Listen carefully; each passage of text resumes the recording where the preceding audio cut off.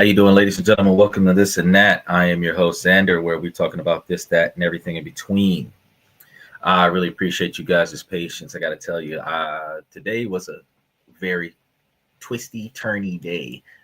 We had to get back in there and reset the whole internet again. You know, we're still working on that internet problem, but we're about to put a stop to that. But today, delayed podcast was a little bit different because today we actually had to wait till the ice cream got dropped off because the ice cream was supposed to be coming, and I don't want to be on a 2-hour, 3-hour podcast and then the ice cream sitting on the porch melting because it's hot as Jesus outside. So before I could come and jump on the show tonight, I had to wait until because they were like, "Oh yeah, it's gonna be here in 20 minutes." It wasn't here. And then when I got it here, I had to put it away because I can't just leave it sitting out on the counter. So I had to put away all the ice cream that a kid at heart, and I'm putting away ice cream. I had to get some ice cream. So I was like, you know what? I'm gonna chill for a minute. Then we had to get ready for the show. So, things get in the way, but things still worked out. We actually got a backup. They guaranteed us 20 gigs of data to last us for the next 2 days. So to the best of my ability, we're going to make it work off that 20 gigs for the next 2 days. And then that we're supposed to see a refresh of the network because of rollover the billing cycle, which means that we will be back on top tier. But the service is still pretty bad in this particular neighborhood, so it is what it is. Now that I'm done with that rant, I appreciate you guys coming to This and That, where we talk about this, that, and everything in between, as you can see. Today, we're supposed to be talking about the stocks that pay you back for years. Now, I wasn't just going to talk about think about getting some stocks, blah, blah, blah, blah, blah, blah. No. I decided to get you the top 20 list of stocks that you can get pretty high interest yields. And the number one spot, I actually gave you some pretty good rollouts of that particular profitable stock so that we can take a look at all of those stocks in succession. And now that I think about it, I'm probably going to go from the number 20 spot all the way up to the number one spot. So I'm going to be reading these bad boys in reverse.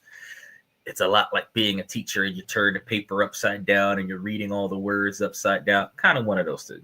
Yeah, we're going to be working on it. So bear with me with that. However, before I get started, I want to make sure that you guys like and subscribe.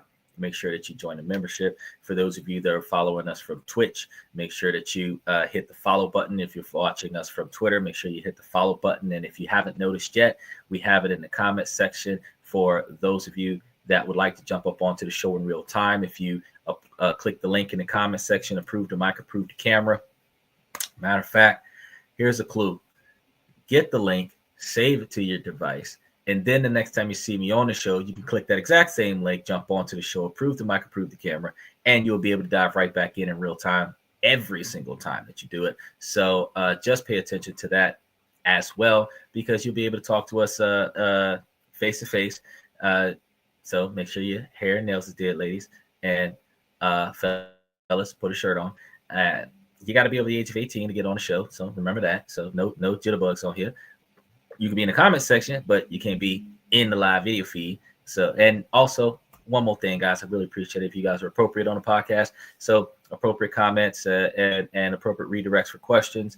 We're not going to do any hate speech or anything like that towards one another. We're just going to make sure that we iron it out in the most efficient way possible. So with that being said, because we are open mic, open forum, open-minded podcast, we'll be able to talk about just about anything from the main topic to every strawman topic that is developed after that. What I do want to make sure that we have a lot of respect for each other while we're doing it on a podcast. So as I see you guys pouring in, I want you guys to hang out for a second as we start talking about these stocks, because look, I was not expecting what I saw.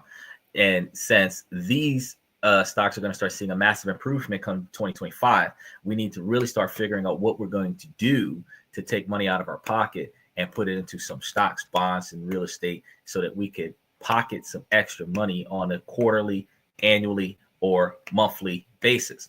So join me as I dive into the world of investing. And we're going to try to find and evaluate the best stocks that will pay back dividends for years to come, which means that you just put your money there and leave it alone and just collect money. That is the truest definition of passive income. There is no work required outside of wire transferring your money from one place to the next. After that, it is all profits. Now, most people feel like, oh, that's, that's not the only way you can get a passive income. No, if you've got to put in effort on a daily basis, it's not passive, it's residual. You have to do stuff every day to get income. That is residual income, because you did something and you're still getting money from it. No matter how long ago you did something and you're still getting money for a long period of time after that. That is residual income, because it continues to come after your efforts. But moving your money from one place to the next, like Martha Stewart, without sitting in a holding cell for it, and then getting a large quantity of money off of that money for an extended period of time, the rest of your life, the rest of your kids' life, that type of investment, that is a passive investment, because you just uploaded. Hardest part about it was a wire transfer. That would be the closest thing to passive. So when it comes to investing, many of us are looking for a way to generate a consistent income stream that can help us achieve our long-term financial goals. A lot of us are actually trying to find ways to have a consistent income stream that can help us subsidize the inability to meet our short-term financial goals. So keep that in mind. And one of the most effective ways to do this is by investing in dividend stocks. We call them cash stocks. These are stocks that pay out a portion of their earnings to their shareholders in the form of dividends, providing a regular flow of income that can add up over time. Now, think about this, though. The dividends are not them paying you back. They are going to hold your money for an undisclosed period of time. And during that undisclosed period of time, they're going to continuously give you interest off of your money periodically, whether it is monthly, quarterly, or annually, or semi-annually. They will be issuing you your interest, dividends off of your money, which means that if in the event that you ever decide to pull out of the stock, you can still sell 100% of your principal and walk away with your principal at whatever value the stock is at the time that you decide to walk away from it. But when you put your money into that stock just continues to pay you. Now, I know you might be thinking, but isn't investing in stocks risky? Can I really trust the stock market? And those are valid concerns. It's true that stock markets can be very volatile, and there's always a risk of losing some or all of your investment. But the truth is, investing in dividend stocks is a long-term game, and with the right mindset and strategy, you can minimize your risks and maximize your returns. Another common misconception about investing in stocks is that it's only for wealthy people, for the financial experts. But that's not true. That's the furthest thing from the truth. Anyone can start investing in dividend stocks with as little as a few $100s. And with the rise of the online brokerages and robo advisors, it's easier than ever to get started.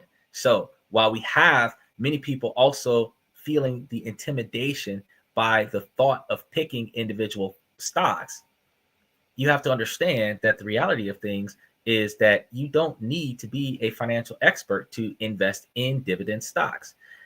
We've talked about this before, how you guys can start investing in index funds or EFTs and track the specific market index. You can invest in things like S&P 500s, and this is a way that you'll get exposure to a broad range of dividend paying stocks without having to pick up individual winners. You have other situations like a well-known dividend paying stock that has a long history of paying consistent dividends to their shareholders. This company is Coca-Cola. Another one is Johnson & Johnson and Procter & Gamble. They have been paying out dividends for decades and have a strong track record of increasing their payouts over time. These companies are often referred to as dividend kings. They also come from blue chip companies. Also is another title for some of these companies that have been around for ages, and they have been good about taking good care of their shareholders. Because of their ability to consistently pay out dividends year after year, Another great example is the oil company ExxonMobil, which has been paying out dividends for over 100 years. That's right, for over a century. ExxonMobil has been paying out dividends to its shareholders and has a strong track record of increasing its payouts over time. This is a company that has withered many economic downturns. So it has taken a beating with all of the recessions that we've had and has come out strong on the other side. So let's take a look at, we got to go all the way through the list. And I'm telling you guys, there's a lot of them here. We're going to take a look at some of the best interest-bearing stocks that we have right now here at the end of 2024. AG Mortgage Investment. Oh, wait, let's go even further down. There's even more. There we go. No, actually. Oh, he's about to ask me. So before I start talking about AG Mortgage Investment, that looks like the lowest dividend paying stock. I thought I had some. Oh, that's right, because AG Mortgage Investment is a trust. All right. So he said, did you know the United States is located in the District of Columbia? No, I didn't do that. He said, I'm already in the stocks. That's good. It's always good to be in the stocks. So since you're already in the stocks, Ainsley, what do you recommend as a good stock to get? Because, I mean, it seems to me like you've actually been making some money on a regular basis already.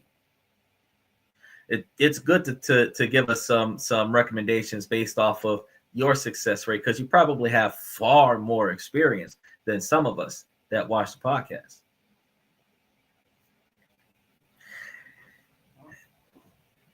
And Byrne asks us if they knew that the United States was located in the District of Columbia. Well, are you?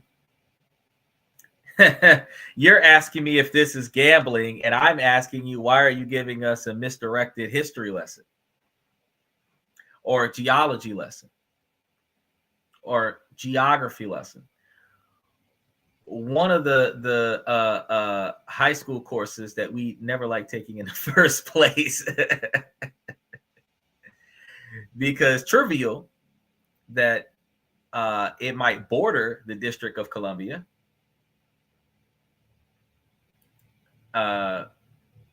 Outside of Alaska, I don't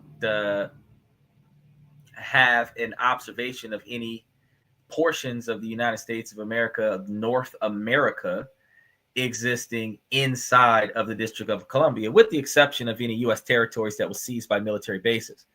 Do you want to Google it, or just going to try to say I'm wrong? Should I Google it, or should you just explain what you mean?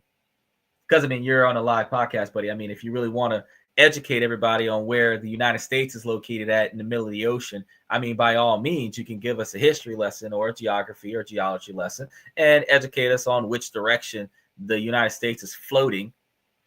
Because I'll give you where to look it up if you want to look it up. It's up to you as to whether or not you want to participate in the conversation. Completely up to you. But, I mean, Ronald has some information here that's more important. He says, I don't usually recommend, but the highest amount of money I've ever gotten out of a stock is around $230,000. That's actually a pretty good amount. So are you investing in the average stocks that are on the average, that's on the stock market right now? Are you investing in Bitcoin? Are you particularly in gold and silver? Or are you throwing your money into trusts and REITs and stuff to that effect? I mean, you don't necessarily have to tell the tale of a specific one that you actually use, but I mean, kind of a ballpark figure of some of the ones that you might dance on. Now, do you do your Ethereum? Do you trade that one against Bitcoin? Because I heard that that's something that works very well when you're trading back and forth between Bitcoin and Ethereum, that you get a lot of profits on that.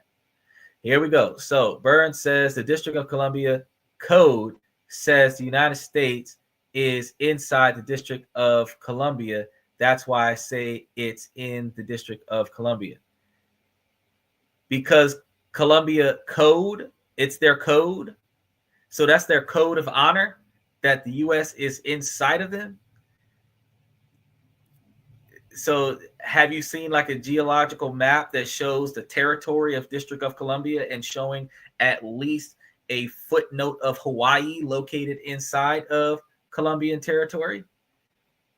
Or do you mostly just go off of the wordplay that District of Columbia is claiming that they kind of got some rent due from the U.S. And I mean, you know, how many people are we trying to pay with $30 trillion of debt?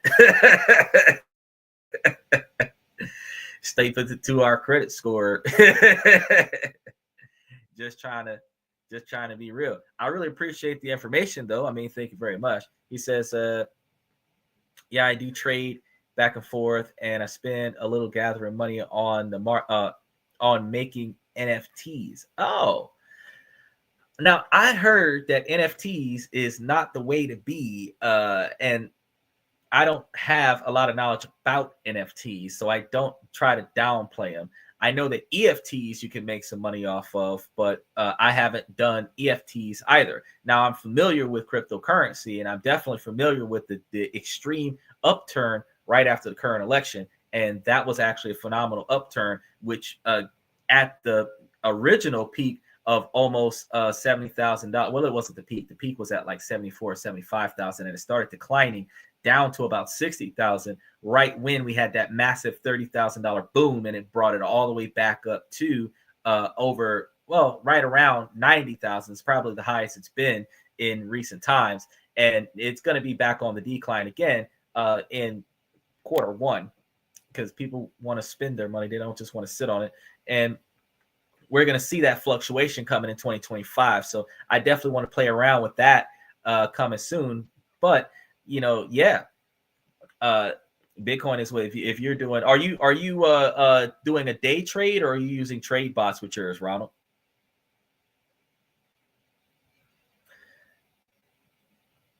So he says United States is not America.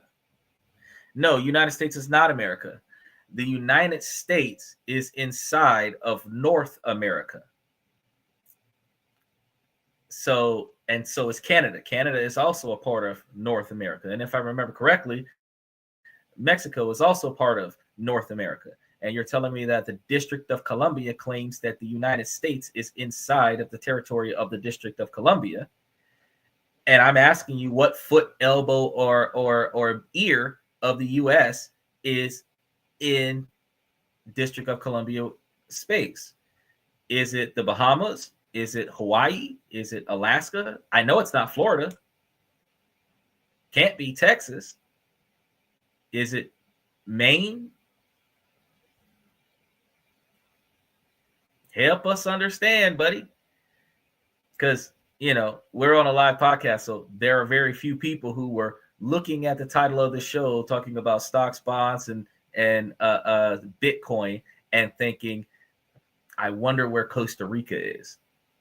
I mean, after I finished telling you guys about some of these, because I was just about to go through at least 20 of the top dividend paying stocks in 2024. And as I go through these, maybe Ronald might actually have some ideas as to some other places to go and put his money, since he's got so much extra money. And if you want to go to Costa Rica and go pick you up some of those very, very authentic cigars, I would recommend it, because you can do that first class with this kind of payout. So, Ronald, quick question though. Since you got a lot of money back on a lot of the investments that you have, do you know what the percentage yield was when you was making that kind of capital? Was your cryptocurrency at the projected 80 percentile, or were you making like over 700% because you were doing like fast trades and stuff? That's a very interesting question that I wanted to ask you. While these guys are coming back with some answers, I'm going to go ahead and start telling you about these stocks. So AG Morgan Investment Trust Incorporated, MITT, they have a dividend yield of 10.98%. It's a real estate investment trust that focuses on mortgage-related investments known for high dividends. Now, that is out of order, but I definitely wanted to talk about them because depending on what kind of company it is, the interest rates are a little bit different. Because here, One Main Holding Incorporated, OMF, has a dividend yield of 8.5%. And this company focuses on personalized loans and recognized for its high dividend yields as well. Now, this one is at like the bottom of the list. And then after that, we have the so we're at probably, well, since that one's at, well, no, actually, nope. We have one even lower than that. We have Enterprise Products Partners LP, EPD. So these guys have a 7.2%, and they have a master limited partnership in the oil and gas sector. And Enterprise Products has sold, they have a solid track record with producing dividends over at least the past 50 years. So that's pretty good. So we've gone over 1, 2, 3, and now we're back on track 4. So this would have been the bottom 20. So this one probably would be like number 16. You have Lumen Technologies Incorporated, LUMN. This has a dividend yield of 8%. Lumen offers telecommunication services and has strong dividend payouts. Now, I want to stop there real quick because think about it. In certain countries, when you invest in a telecommunication stock, they have tax deductions for that.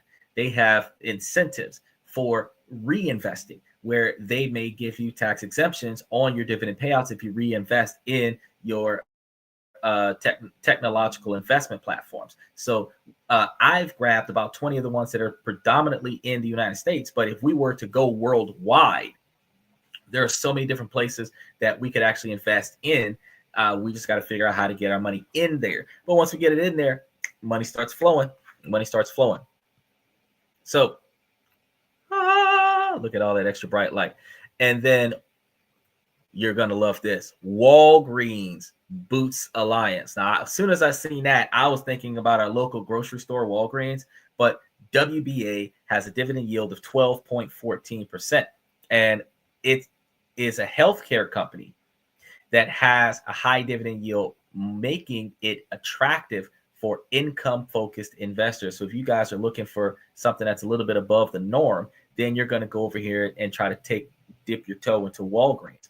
Now, it does get a little bit better, but we have to go a little bit worse because AT&T is the worst one. AT&T Incorporated, identified as T on NASDAQ, is dividend yield of 4.9%. I told you this is out of order, and I wanted to go from smallest to largest, but I grabbed the 20 best ones, and then I was like, crap, don't want to talk about the best one first, so start from the bottom of the list. Although AT&T has reduced its dividends in recent years, actually, I think that AT&T being a more trusted payer, it remains a significant player in telecommunications sector, but it actually has a lower percentage. No, I'm wrong because T-Mobile has a 3.4% percentage yield. So T-Mobile is actually not as profitable as AT&T as far as dividend yields, but AT&T does definitely have a longer history. I mean, you remember Bell South and South Central Bell. So it's been a long time that AT&T has been around. If you're too young to know what Bell South is or South Central Bell or the slogan, reach out and touch somebody, I'm just going to be honest with you. You're not old enough. Dow Incorporated, DOW, they have dividend yields of 6.4%. Now you're sitting over here listening thinking, oh man, I could do way better than this. Bro, I'm telling you, I've got stocks up here that are pulling out 18%. And I'm going to get to those in a minute. So if you hang out and watch, you'll be able to see what I'm talking about. Dow is a chemical company that has a robust dividend yield and reflecting its stable earnings and cash flow year over year. This is one of the things that I thought was very impressive because the difference between one stock and versus another stock in the same category is they're competitors. So there's a success rate there. And some might have high dividends right now, but overall have not had very good turnouts for the year. I'm going to talk about that with one of the better stock options. Verizon Communications, and y'all know Verizon, VZ. Some of y'all got Verizon phones. I don't know why, but with the way I'm dealing with the T-Mobile internet that's messing up my live stream.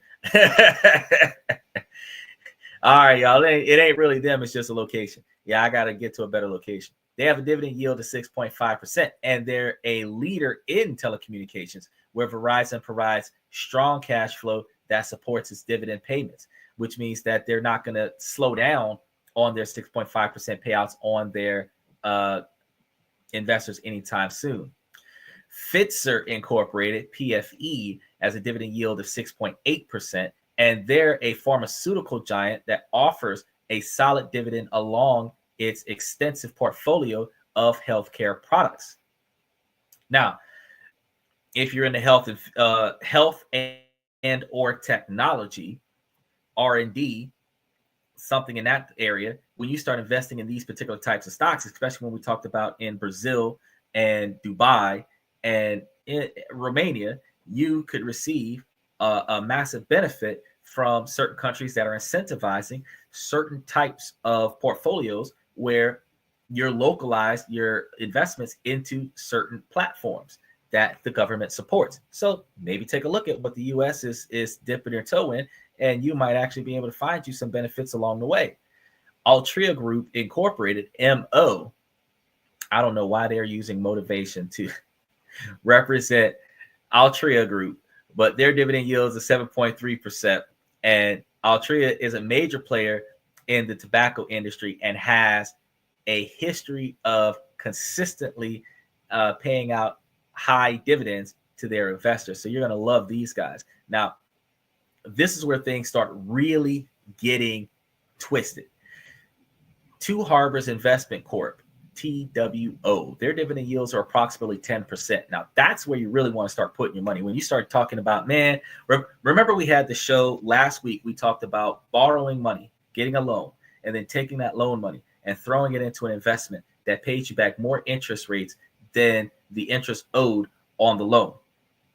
Didn't I tell you that you could turn a profit off of that? Now, when you start dealing with 10% from Two Harbors Investment Corp, they are investing in residential mortgage-backed securities and other real estate-related assets. So this is going to be one of those REITs that is going to allow you to put your money there and definitely get yourself a decent quantity of money back. If you are borrowing from a credit union, because remember I told you guys, if you put your money into a bunch of credit unions and a bunch of bank accounts across the country, there's over 8,500 of them roughly. You should be able to put your money into, hold on a second, guys.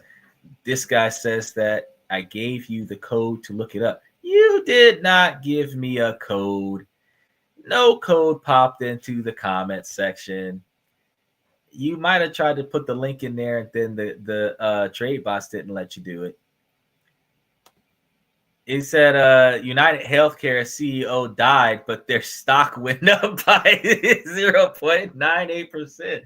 Well, the healthcare industry is not about taking care of your health. The healthcare industry is about making money off of you having good health, because they lose money every time you take a claim. So the more healthy people that have health insurance, the more healthcare United Healthcare can get profits off of their membership. So you're the counterproductiveness that less people with good health are allowed to not have health care because of the laws that were put out between 2008 and 2020 that says, nope, you mandatorily have to have health care, even if you can't afford it. So that makes the healthcare companies start making a decent quantity of capital. Trump is supposed to be privatizing it. I don't make claims, I receive them. Oh, no, not you. Burnout was sitting over here talking about some the code to look up something about the United States not being America. I mean, I don't know what high school that came from, but no, I agree with you. I don't make claims neither. They gotta pay me. I'm talking about some if you pay me, I'm trying to get my money. What that JP Morgan commercial? I want my money and I want it now. That's how we stand it right now. I'm not sitting over here talking about some, oh, please help me out with a little. Nah. The closest thing to me telling somebody to throw some money at a brother is if you like the show and you like the information that we provide to you, we always tell you guys to make sure that you throw some special thanks, special likes, super emojis, gifs, and any type of donations to the podcast to help pay for the platform so that we can get that T-Mobile fiber and start using 2,000 up, 2,000 down of the high speed fiber optics internet, where we can actually do this in like 4K 1080i instead of 720p with the dropped frames. Don't think I didn't notice it, guys. I noticed it. I could see it on my side too. But we got to deal with what we got to deal with until we can get better, because technology is your friend until it's not. When it's not, it becomes the Terminator. So after Tesla finish making iRobot and iRobot becomes mainstream, we will have the next Skynet with a Digitech logo on its butt. I'm just telling you, it's going down. Which, by the way, I'm shocked that Tesla is not in the top 20. I looked, they're not. Armor Residential is a REIT. It's a real estate investment trust, ARR, and their dividend yields is approximately 10.5%, and they're focusing on investing in real estate mortgage-backed securities as well. Now, these are going to be some higher paying stocks, but they're all starting to look like they're going to be some REITs. So AGNC Investment Corporation, known as AGNC, they have dividend yields of approximately 11%. They're primarily investing in agency mortgage-backed securities, which means that they're buying companies. Well, they're investing in companies. He says, at least it ain't the iRobot movie with Will Smith.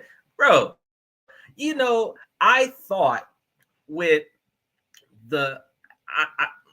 I was okay with I Am Legend. I was okay with The Pursuit of Happiness. I was okay with Pound for Pound, but like iRobot, I was sitting here thinking that was the most conundrum filled. Like, how do you make a robot with a core design to not be able to end a life, but you have a robot that can end a life?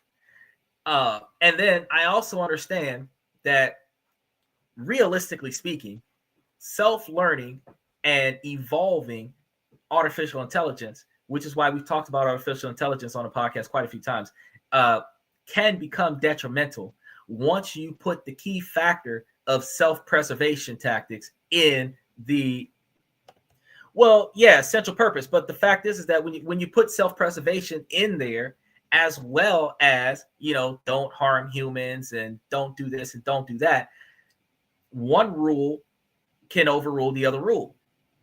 Because if a human is damaging the machine, and the machine is supposed to preserve itself, the machine isn't necessarily programmed with a fight or flight response, which means that if in the event that the robot has to prevent itself from being damaged, it may have to defend itself without calculating the strength of the machine versus the durability of the human body that the machine is defending itself against, which leads to Terminator. Me and Mr. Pibbs was talking about this on a show about 6 months ago when he said that he would put the robots into the police force and use them for like Code 8 style, like rushing into people's houses like SWAT and getting all the bad guys and everything. And I'm like, man, that's about as bad as putting them on the military front lines, because once you put a self-learning machine, if you put a machine that isn't self-learning, where its objective is to go after whatever target that the controller is sending it at, then you do whatever you want to do with that, because it's less likely to turn on you. But when you give it self-learning capabilities and then you give it self-preservation on top of self-learning, so it updates its firmware on a regular basis without your involvement, and what it experiences updates its firmware, which means that you can't control what it learns and what it doesn't learn. And then the self-preservation scenario comes into play if you start putting it in scenarios where it has to defend itself against or attack human beings. that's when you start having a compromisation of the machinery, because the self-preservation tactics is going to say, you know what, I have to stop this human. And then when it stops that human, it might end that human's life. Then you also have humans are rebellious. So if machines start eliminating humans because the machines are trying to stop themselves from being eliminated by humans, now you have the machines versus humans war, and you're in the matrix. Because what is the longest running battery in existence? Humanity. So once machines start integrating human beings as battery packs, then the machines don't have to recharge themselves. This is not fiction, y'all. This is science. I'm just talking about it while we talk about stocks, bonds, and real estate.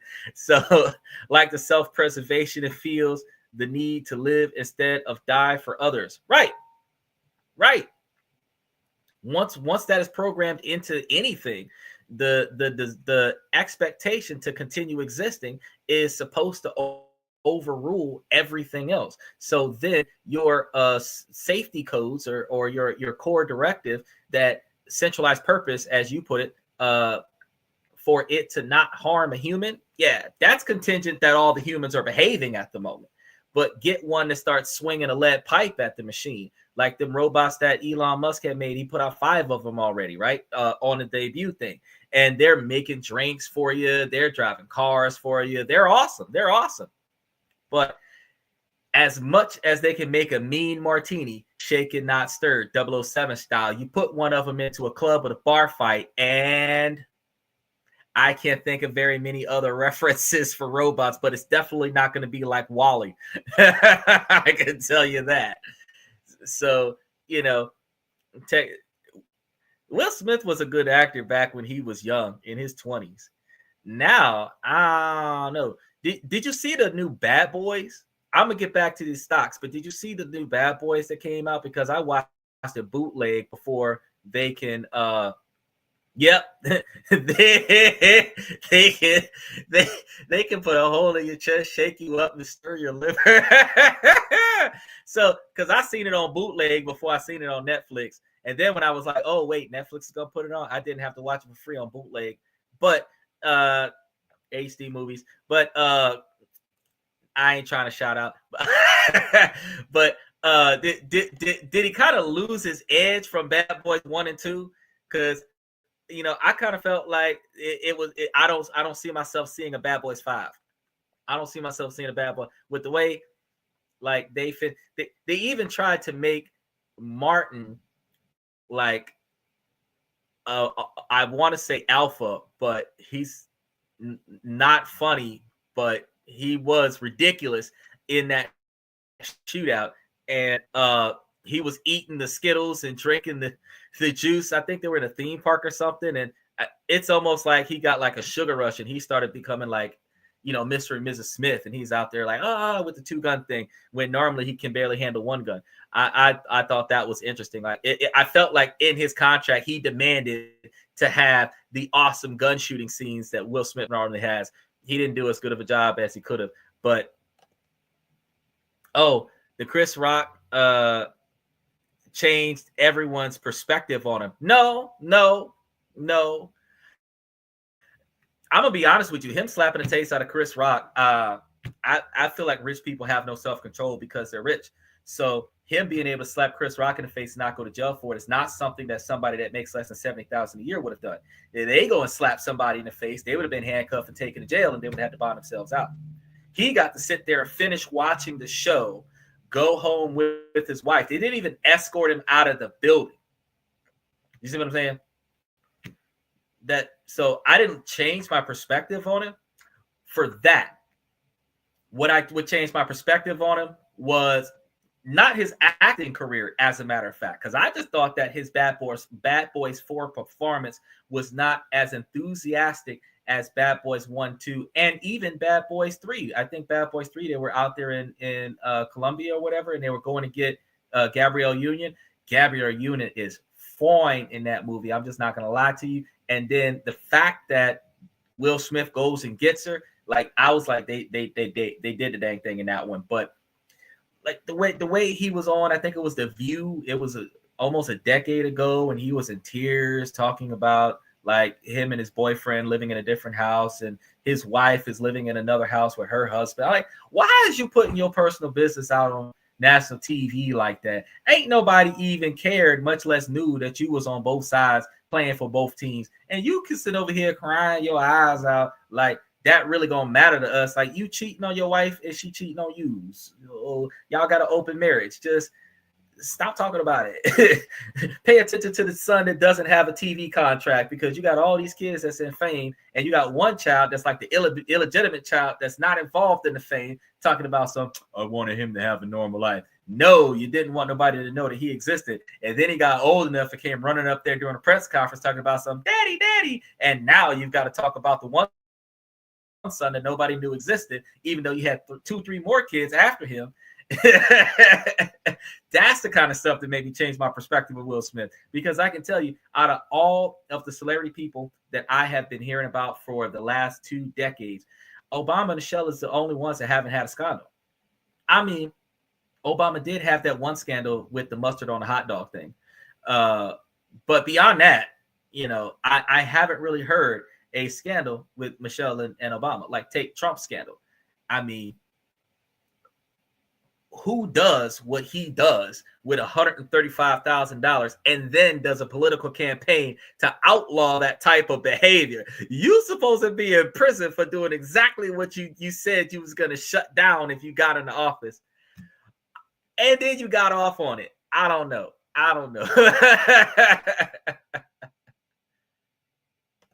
He says, will I work in a farm for free for food and shelter? That's a very interesting question. And I really appreciate the fact that you asked me, because last time we were lied to and we were told that it was a free Caribbean cruise, and we got on the boat, and then when we got here, it wasn't free and we couldn't go back. It cost us more money to get back than what it cost us to get here. And then we were kind of stuck. And see, what had happened was we had to go find jobs, and they didn't really have good wages back then, so we kind of had to rough it for a long time. And then once we started coming up, then they burnt down our entire stock portfolio, and then we had to start over at a McDonald's, and it just hasn't been good since. I'll just say it. So, I mean, I'm glad that you asked me, but, I'm going to be real with you, buddy. I just really wouldn't work for anybody for free food and shelter. I wouldn't really want to do anything just to get food and shelter. I get food and shelter on principle. Matter of fact, I get paid for my presence. I don't actually have to work. I choose to work. So would I want to work for no pay as opposed to getting paid to not have to work? No, that's like counterproductive to my portfolio. That's like a negative. That's not even a bad investment. That's a negative, because the most important and most valuable non-renewable resource that I have is my time. And be gosh god dang that I'm going to expel my time for a negative profit. Because you have to understand that you either invest your time to offset your you will invest your time to offset your lack of income when you're investing into something that has more of a lucrative return than what you have the capabilities of investing in. Startup companies. Some people put in more work in a startup company. Some people invest more money into a startup company, but the work matching with the money turns into a partnership that becomes a positive return for hopefully all parties involved.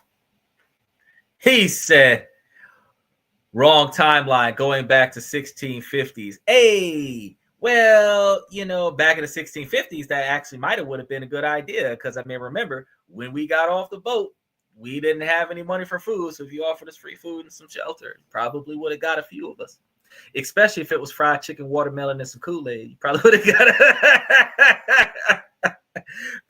got a few of us to say, sure. But nowadays, you got to think about inflation. Because right now you're talking about 1950s. In 2024, you got folks that'll pick cotton for you for $350 an hour. So, I mean, back in the 1950s, they might would have done that for like $20 an hour, 25, maybe a quarter an hour, but not now. He said, Chicken Taki. Yeah. Yes, exactly. So back to these stocks, because I know that we were running through them. And I wanted to make sure that we get through a lot of these. Dynex Capital, DX. They had D-Generation X. Yeah, I love those guys. But Dynex Capital, they have a dividend yield of approximately 12%. They're going to be focusing on investing in mortgage-backed securities. So if you guys were trying to get into one of those REITs that are giving you guys a pretty good investment yield, that's probably one of the ones to look at. Global Net Lease, GNL, you already know that that's going to be a real estate investment trust, but they have a dividend yield of 13.1%, and they invest in commercial properties in the United States and in Europe, emphasizing sale leaseback transactions, meaning that they buy your stuff and then lease it back to you, which kind of helps you out a little bit. So then you have Sachem Capital, SACH. How do you name yourself SAC? I know everybody's laughing right now. 13.3% dividend yields. They are also a real estate finance company focusing on short-term loans secured by first mortgage liens. So these are going to be the ones. Now, remember I told you guys about tax liens and tax deeds. These are going to be the kind of guys that are doing short-term loans, which will be equivalent to a tax lien because they're doing a first mortgage lien on the property. They're going to give you a certain quantity of capital to cover whatever it is that you're trying to do, and then put a first mortgage lien on the property until you pay them back what you owe them, which is equivalent to what I was telling you guys about for those people who haven't paid their taxes. If you was to go over there, if you had enough money to do that, and you offered to pay them a certain quantity of money to cover their taxes, and then they pay you a certain quantity of money plus interest over an extended period of time, and as long as they owed you money, the lien on the property would be there. And then after they paid you off, you would remove the lien value. And that way, if in the event that the property got sold, whoever buys the property has to pay you what they owe you on the lien before they can get the property. I thought that was a fantastic idea. Even if they were to file for bankruptcy, in order for them to secure the house, they have to pay you back what they owe you on the lien, or you still gain control of the house. Now, New York Mortgage Trust, NYMT, sounds like a clothing line, but this is a mortgage trust. They have dividend yields of 13.6%, and they focus on investing in mortgage loans and other real estate related assets. And we're getting up to some of the higher ones because this one here is number 2, because New York Mortgage Trust is number 3 on the list. Number 2 is Ares Commercial Real Estate, which is ARC, A-C-R-E, or Acre. Fancy shenanigans there, Acre, A-C-R-E. They're paying you out by the acreage. I want my 40 acres of 2 stallions from inflation. I mean, we should, if more of y'all would have picked the other person, we probably would have got $1.3 million a person for at least 73% of Americans. And you know how much stuff we could have invested in if we would have had $1.3 million a year. But you also know how much we would have went into debt within 4 years too, because, you know, when Sarah Palin was in Texas buying shoes during Katrina, you already know where Miss Somebody would have been if she talking about some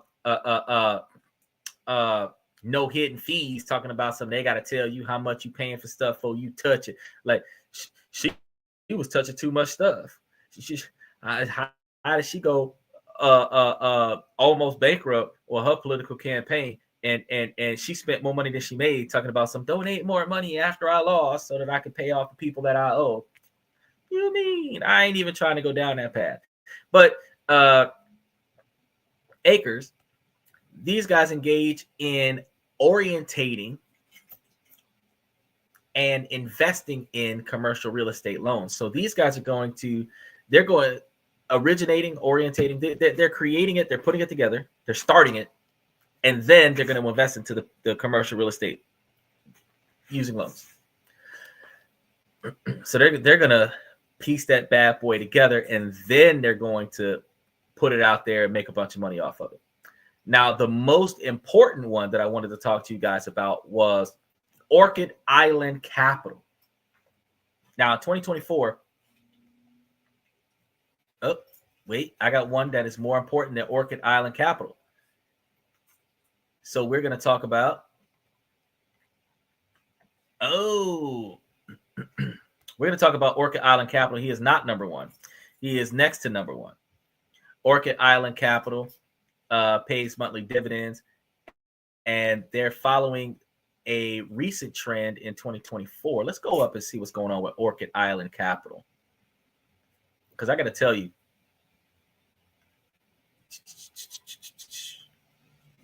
so, yes. So Orchid Island Capital is at the top. I seen something else up there. Look, y'all, I'm reading off of a list of them. Orchid Island Capital apparently is the most highest paid dividend yield percentage in the United States in 2024 at 18.44%. And I actually took the extra time while I was waiting on the ice cream to come to cross-check this particular REIT with the other 11 REITs that I read off. And this one actually is in the positive, where some of the other REITs are in the negative in comparison to what they projected to pay out for quarter four. This REIT focuses on investing in residential mortgage-backed securities. Orchid Island Capital Incorporated, NYSEORC, is a real estate investment trust that's a REIT. And this primarily invests in RMBS, which is residential mortgage-backed securities, and it's known for its high dividend yields, making it an attractive option for income-focused investments. Some of the key financial metrics as of December 4th of 2024, wow, which was earlier today. Look, y'all, I'm up to the times. Their current stock price is $7.79 a share, which is dirt cheap in comparison to like Apple stock or Tesla stock. But keep in mind, though, if you are going to buy something like this on a option, you know, those contract options, the contract options want you to buy 100 of them. So if it is $7.79 a share, 100 of them would probably be about $779, right? Yeah.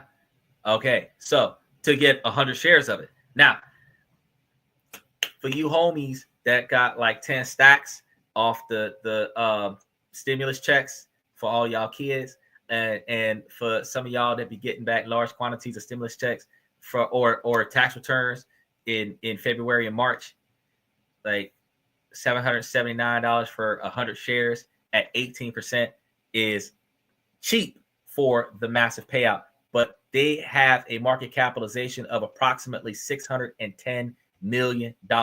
They have an annual dividend of $1.44 per share. So if you had 100 shares at $779 for 100 shares, you would be making $144 off of $779. Now, that is supposed to be projecting an 18.8% return, which is a lot. 18.44% return, which is a lot in comparison to the dividend yield is approximately 18.18% at this very moment for quarter three, and the payout ratio is 142.43%.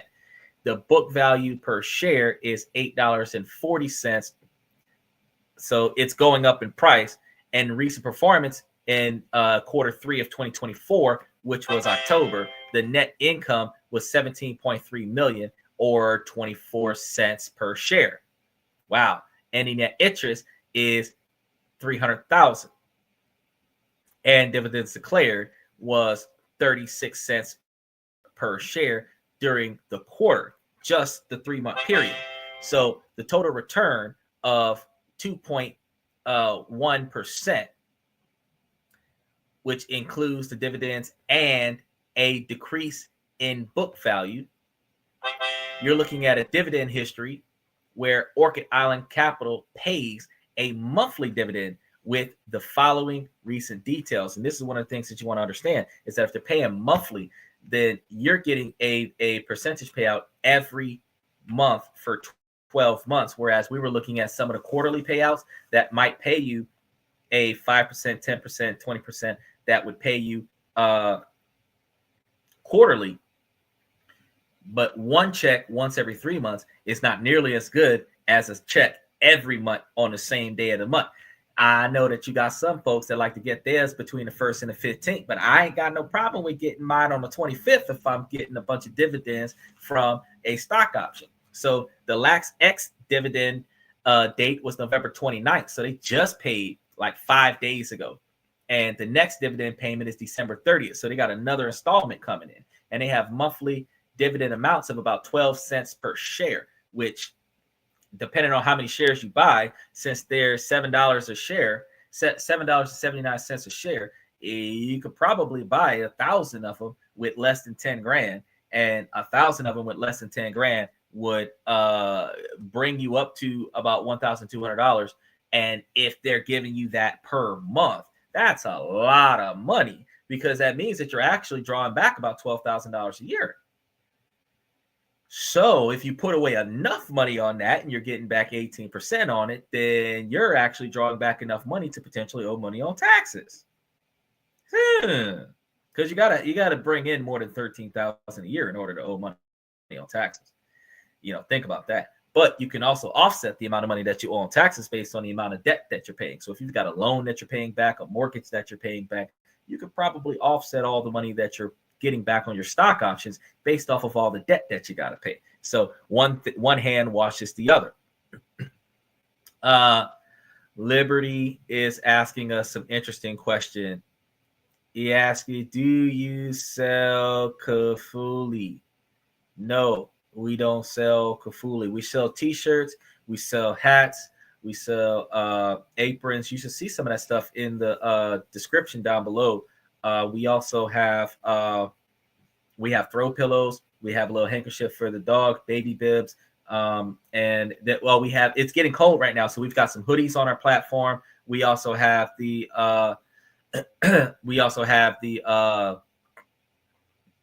we have 3 different kinds of hoodies. We got the pink ones and the teal ones, because girls like to be like boys, so they like to wear the teal ones, but they also the pink ones. And then we have the black hoodies. We have black sweaters, and then we have t-shirts.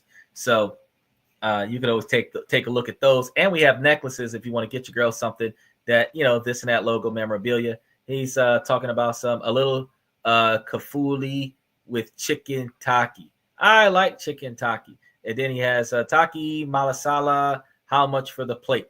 I don't know how much for the plate. I'm coming to the restaurant. You tell me what a restaurant is. I might think about it, because, we need to start going to some places and doing some restaurant reviews. We need to start talking about going places. But I got service dogs. We got to go places where they're not being disrespectful to service dog owners, and go and have us a nice classic meal. We'll figure that part out. And you sell chicken taki, right? Or no, I don't sell chicken taki. Because first of all, we don't sell food here. This is a podcast. So how could you order chicken taki on a live podcast and get it delivered? Because do you see me cooking anything in front of you? Well, I've had people say worse things in the comment section. So you thinking that a man in a 3-piece suit or 2-piece suit sitting here talking about, yeah, you're in the mall. I'm not in the mall. And that says male, not mall. But I, in a suit, am not here. And, you say in the mail, but that's a AIL. It needs to be MALL. All right, you gotta look at your autocorrect before you hit send. Because I know you're using your thumbs on your iPhone, which iPhone is inferior to Samsung. I'm just going to throw that out there right now. So anybody who's watching a podcast that doesn't have an S23, S24, or pre-ordered the S25 Ultra, I'm going to tell you that you are depriving yourself of some of the best technology with the Snapdragon technology, the software on a chip that me and Mr. Pips talked about for a long period of time. But I just want you guys to know that he says, you see male, I see mall. I mean, yeah, that's because I have prescription glasses on, and you probably should borrow mine so that you can see that I, and I see an I when you should have an L. We're just going to go there. Now, back to investment considerations. High dividend yields. The substantial dividend yields makes ORC appealing for income investors, although the high payout ratio indicates a significant portion of earnings is being returned to the shareholders. The earnings are going back to the shareholders. The market volatility as a REIT focused on RMBs, ORC is subject to market fluctuations and interest rate changes, which can impact its profitability and stock price. And right now, that is one of the best ones to get into, because if you think about how the interest rates are going down right now and projected by December of 2025 to be at 4.25%, and right now it's in the low, like 5.15%, that this particular ORC REIT would have more than successful payouts in the next 12 months. So if you're getting your capital together and you're throwing down the capital on, this is one of the things you got to think about. You don't have to have a lot of money. It is less than $10 a share. If you got $1,000 to throw down on it, you could throw down $1,000. But if you only got $500 to throw down on it, you could throw down $500 on it. And if you threw down $500 on it, you would be able to buy you a few shares of close to 100 shares, and you could take the interest that they're giving you every month and reinvest it back into the stock, which allows that stock to gain the principal, which then will have you getting more money back every month because you're giving the money back every month, which means that by the end of the fiscal year, you might actually make your way up to a couple $1,000s. And if you have the ability to keep putting it back over the course of 5 or 10 years, what might have been $1,000 investment that could have been, or a $779 investment that's giving you $112 a month back, that $112 a month back going back in, bringing your principal back up to almost 900,000, and then bringing it up even higher to 1,000 in 12 months, your $700 would have been $2,600. So ultimately, just with $700, it takes you longer than what it would have been if you would have had 10 grand or 20 grand thrown in there. But think about the fact that if you're putting this money back on a regular basis, you are able to take care of your standard of living after a certain quantity of income starts coming in and offset your expenses. So remember when I told you, this is one of those perfect examples of when I told you guys before how you out there on that dinner date, $300 for a dinner date, you're taking this girl out. Now, I think that $300 is a waste of money for any kind of date for a person that you don't know their last name. But, you know, when we talked about this on the show quite a few times back in the day, and I was like, oh, yeah, you could take $200 on a date and you could put that money. He says, I'll talk to you later. All right, man, I really appreciate you. Thank you. Thank you very much. Make sure that you like and subscribe as well. So, because I'm going to be here tomorrow night live again. Yeah, probably right around the same time. I'm supposed to start 9 Eastern, 8 Central, 5 Pacific, but because of the internet issues, we kind of start 30 minutes, sometimes an hour late. So sometime between 9:30 and 10 Eastern time, we'll be on for about an hour, as you can see right now. But what I was saying is that when we were talking about the investing in the dates, the fact is that $200-300 date, you know, because they like steak and lobster when they're going out on the first date with you. They're not willing to pay for steak and lobster, but they like steak and lobster when they're going out on the first date with you. But they feed themselves McDonald's, Wendy's, Subway on a normal basis. So, you know, I should only have to pay on the first date what you're willing to pay for yourself if you didn't know that I was paying. That was my thing. But the thing is that fact, if you're putting $200 out for a date, I said, instead of wasting all that money on a date, put it into a savings account. No, not a savings account, a checking account, high interest yield checking account. Because if you put it into a high interest yield checking account, they give you 5%. If you put it into a credit union, some credit unions give you 7%. And if you leave your money there all year, you're getting 7% a year on that money, which is actually more than what because that means that you're getting back $14 a year on the money on the $200, as opposed to wasting $200 a year on, or $200 per date on the person that you're talking to. Now, the reason why I bring that back up is because now you have the Orchid REIT that I've been telling you guys about. And if you think about how you could put that $200 into a REIT that's giving you back 20%, you put up $20, you're getting back $40 a year, but they're giving you back money every month. Every time you decide to go on a date, instead of going on a date, you could give these guys $200, and 3 dates a month, $600. Didn't I tell you that 100 shares would be $779? So really, 3 to 4 dates a month could be the $779 a month that you could be investing into the stock, where you'd be getting $112 back on the stock, because they're giving you 12 cents a share every month.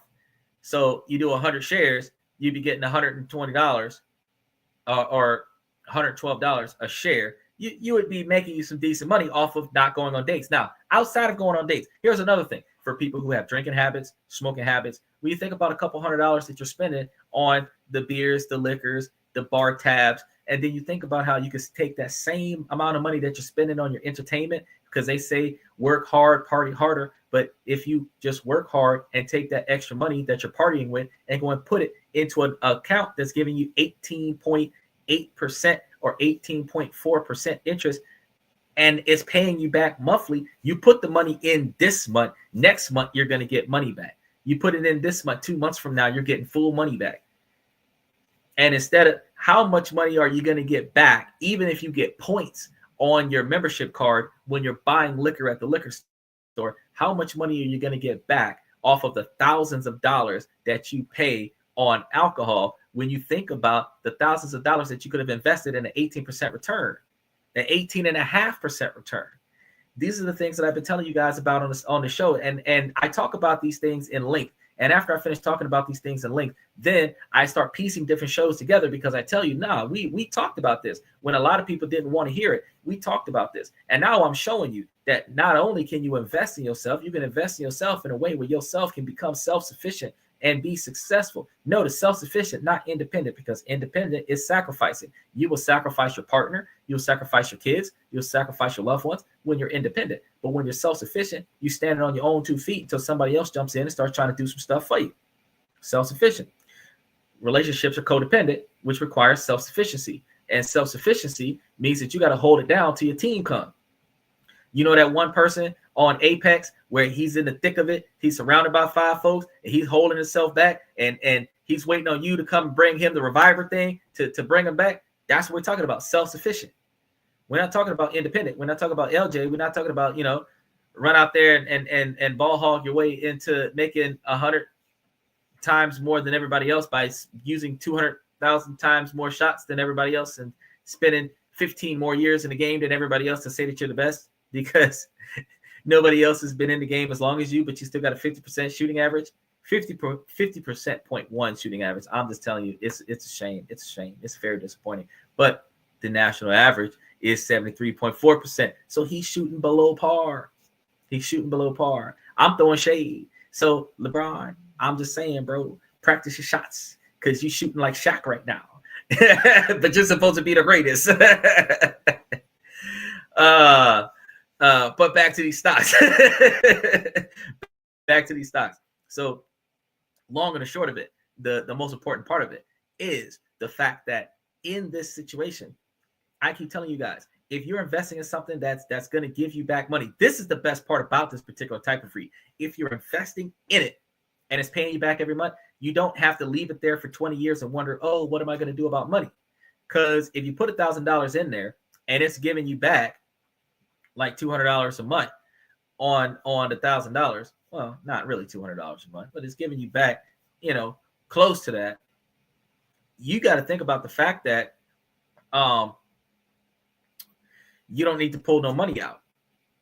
If you're getting back money on a regular basis, you don't give them your rent money, but you can give them some extra money that you was about to waste on something stupid, and then you start getting your money back on a regular basis. Now, over time, I know, I understand that we have some folks. They was telling us on the show before that dudes is broke because they jumping on planes and flying to other countries and finding themselves wives. I told you guys before, it costs a lot of money to go to another country. It is not cheap. The plane tickets is $2,000 to get there, $300 for the passport. So if you don't already have a passport that lasts for 10 years at a time, then you got to spend $2,300 minimum so that you can get to the country, plus the standard of living over there. Plus you got to pay for your standard of living over here if you plan on coming back. So the issue that you have is that in order for this dude to not be interested in you and to hop in a plane and fly to another country and get a woman that he believes is better quality than the woman that he's talking to right now, you've got to understand that he's willing to spend almost $15,000 to go and get him a better woman than the woman that is telling him that she's got to buy him steak and lobster so that he can find out what her last name is. Now, for men, in order for you to be able to make that kind of capital, guys, you've got to be able to invest in something that's going to be paying you out those kinds of dividends. Because if you got to spend $2,000 to get out there, you should probably be making more than $2,000 a month that you don't need. So if you're investing in a stock that's going to be paying you out monthly, you can either reinvest into that stock until that stock starts paying you back $4,000 or $5,000 a month, or you can take some of the money that they're giving you off of that stock, hold on to it, and use the extra and go fly to the other country. But you've got residual money coming in, so you don't really have to be at work anywhere. And you can take that residual money and you can put that residual money on paying some of your standard of living in America, and then take the rest of it and use it to pay on what you're trying to do here in whatever country you're going to for that standard of living. Because remember, I told you $9,000 a year in Japan, technically $8,500, $12,000 a year in the United States. So if you have a stock that is paying you back $1,000 a month, you can live in the Philippines for free. You got a stock that's paying you $1,000 a month, you can live in Japan for free. You just got to get there. Then when you start talking about the standard of living in America, where you got to have like $69,000 a year to be comfortable, you're going to have to reinvest that stock quite a few times so that you can start drawing back about $6,000 a month so that you can live comfortable in the United States. Now, these are the things that we're talking about. Now, keep in mind though, I've said this plenty of times before. If you find an investment platform where you can invest in it and you can get you some shares back, and then you can take those shares and go make it do what it do. If you can go and get you a decent loan, for those of you with reasonably good credit, or if you know somebody who knows somebody, I just told you guys about Orchid. If you was to say, oh man, Orchid is actually paying back like 18.46%, blah, blah, blah, blah, blah. And let me take $100,000 and put on that, because that's $18,400, bro. Like, bam, there it is. There it is. Now, you could go and hit you a $100,000 loan, and in some cases get that 4 to 10%, 15% interest on the loan, but you're getting back 18 point something. The difference between the 15 and the 18 might be like 3.4%, but that's the cost of doing business, because you just turned a profit off of money you borrowed. Remember, I did the show last week when I told you that you could borrow some money and invest it in something that's making more money than the interest rates that you borrowed from, which means that loan is being paid off for partly by the dividends, but it is also going to be tax written off because you're paying portions towards the debt, but you're keeping the principal, which means that you're making money, because you didn't have to have $100,000 to invest in the Orchid to get the 20% interest. You just have to be able to borrow money from somebody who has like 15 to 16% interest on whatever hardship loan they're going to give you. And then you can afford to pay back the monthly payments. And then with this particular REIT that's going to be giving you all of this money on a month-to-month basis, where that money coming in on a REIT is going to subsidize that particular mortgage payment. By the time you finish paying off that mortgage payment, bro, you've got $100,000+ sitting in the bank. That's worth doing. That's worth doing.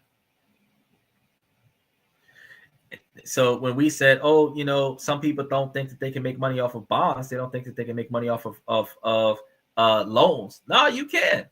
You can. You just have to figure out which direction you're going to go with that. Because you don't want to borrow against a stone and owe more money than you're making. Any deal where you're owing more money than you're making, you are not going to be successful with that. because eventually your money runs out. With that being said, make sure that you guys like and subscribe. I'm going to remind you about that one more time. I really appreciate you guys coming to today's show. We had a lot of talk about investments. You go back and watch the show from the beginning if you didn't see it, and you can actually take a look at the top 20 stocks. They're not in any particular order, but the last 3 stocks that I just mentioned were the 3 most valuable stocks with the highest dividends, with the lowest buy-ins, because their buy-ins are less than $10 a share, and you're getting back as much as like 12 cents a share, and you're ultimately turning out about 80% return, because they're giving it back to you monthly dividend payments. Like, it doesn't get much better than monthly dividend payments. And because these are real estate investment opportunities, with the upturn in real estate, at least for the next 4 years, you could draw back a lot of return on this revenue for the next 4 years, and then take the interest and go invest in gold and silver. That way, when the market starts going down, you're investing in gold and silver. You know what I'm saying? These are the things that you can do. And notice how when the market shifts, you have a 8-year upturn, and then you have a 4-year downturn. So just note that if this is our 8 years of going up, you might want to get into it in 2025. And then, by 2029, 2030, you might want to start putting your money into gold and silver, so that when it starts going back down, you're good. And then when it starts to come back up, you can switch from gold and silver back to your REITs, and make all your money off of REITs. Make all your money off of real estate investment trusts. Make money off of stocks and bonds. And actually, because your boy just said that he made almost $250,000 off of Bitcoin or Ethereum, you could trade against Bitcoin with Ethereum using bot trading. That's another way to make money. You could take the profits from your REIT and put it into Bitcoin. There you go. And you can do it with trade bots. There you go. And you can make money for you, where you're making money in your sleep. You're waking up and you're seeing the direct deposits in your bank account. You're like, cash flow. You know what I'm saying? That's the mentality that you get when your money is making money for you, as opposed to, oh my God, I've got to go to work. You don't want to have that feeling. You want to have that. You want to roll out of bed and say, man, what else can I do to make more money? But you've already got enough money to cover what you're trying to do. So with that being said, I'm going to tell you guys one more time to make sure that you like and subscribe. We're going to be here tomorrow. We got a different show every day of the week. I'm going to be lining up some more shows after the show today. I just got to grab me some dinner. And then after that, I'm going to be lining up some more shows. So you're going to see the members only show going up. And after you see the members only show go up, you're going to start seeing Monday, Tuesday, and Wednesday shows go up for next week. So we're going to have a few more business and finance shows. We're going to have some relationship topics, how to be a better man, how to be a more successful and more fiscally responsible man, and how to find you a higher value woman. We're going to be talking about those things over the next few weeks, in addition to all the other stuff that we talk about. If you guys got a topic that you're interested in besides the Taki Masala, we're not going to be talking about that one. But if you got some other topics that you guys want to talk about, then, you let me know. Throw it into the comment section like Liberty Bible's doing. And if it is a valid topic, appropriate topic, I'll go do some digging on it and bring you some more information on it.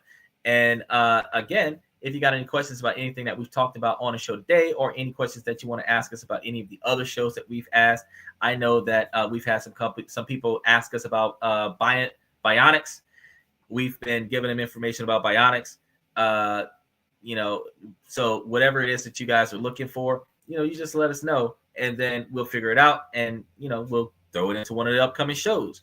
We have guests able to come to the show. If you are over the age of 18, you can approve the mic, approve the camera, and then be brought on in real time. And then you can make your in-person comments as long as they're appropriate. But you got to be 18 or older to get up onto the show. So if I see you in your green room and you don't look like you're grown, then you're probably not going to come up. But, we've had quite a few guests come up onto the show as of recent, and we're trying to get us a new lineup for December and January. So as time rolls on, you're going to start seeing us bring up more people onto the show. So I greatly appreciate you guys coming to the show tonight, and you guys are going to love what we got coming up soon. So just definitely stay tuned. one of the things I'm going to say before I go is, ladies, as long as the situation doesn't make sense, I'm going to keep asking you to make it make sense. So ladies, please make it make sense. And for the fellas, you guys, special shout out to Omni81, special shout out to Liberty Twisher, special shout out to Red Void. We really appreciate you guys. Bricko Mode, TB Fire, Fireball. I really appreciate you guys for coming to the show. Thank you very much. And I really, I don't even know what else to say. You guys definitely make the show what it is. Especially Liberty Bible today with his conversation with himself about Jeff. You guys definitely make us what we are, so we really appreciate you. And again, I'm just going to say thank you for coming to This and That, where we talk about this, that, and everything in between. I'm going to see you guys tomorrow night.